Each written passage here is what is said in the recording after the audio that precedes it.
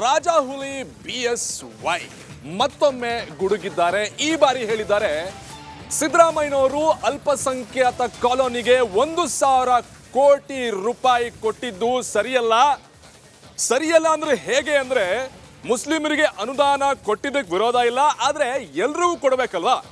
ಇವರು ಸಮಾನತಾವಾದವನ್ನ ಮಾಡ್ತಾರೆ, ಸಮಾಜವಾದ ಅಂತ ಹೇಳ್ತಾರೆ.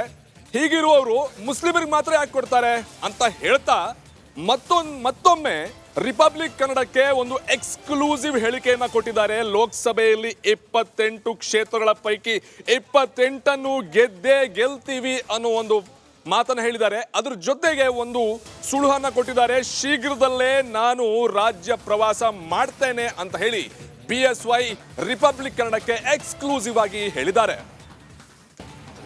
100% ಎಲ್ಲ ಕ್ಷೇತ್ರ ಗೆಲ್ಲಬೇಕು ಅಂತ ಪ್ರಯತ್ನ ಮಾಡ್ತಿದ್ದೀವಿ. ಅದರಲ್ಲಿ ಯಶಸ್ವಿ ಆಗ್ತೀವಿ ಅನ್ನೋ ವಿಶ್ವಾಸ ಇದೆ.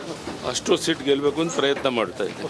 28 ಗೆಲ್ಲಬೇಕು ಅಂತ ಪ್ರಯತ್ನ ಮಾಡ್ತಾ ಇದ್ದೀವಿ. ಅಲ್ಪಸಂಖ್ಯಾತರು ಕೊಡೋದಕ್ಕೆ ನಂದು ವಿರೋಧ ಇಲ್ಲ, ಆದರೆ ಎಲ್ಲರಿಗೂ ಕೊಟ್ಟು ಅವ್ರಿಗೂ ಕೊಟ್ಟಿದ್ರೆ ಅದು ಗೌರವ ಜಾಸ್ತಿ ಆಗ್ತಿತ್ತು ಮುಖ್ಯಮಂತ್ರಿಗಳದ್ದು.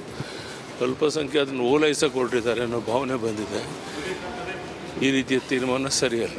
ತಾವು ರಾಜ್ಯದ ಪ್ರವಾಸ ಮಾಡುವಂಥದ್ದು ಚುನಾವಣೆ ಶುರು ಮಾಡ್ತಾ ಇದ್ದೀನಿ ಒಂದು 3-4 ದಿವಸದಲ್ಲಿ.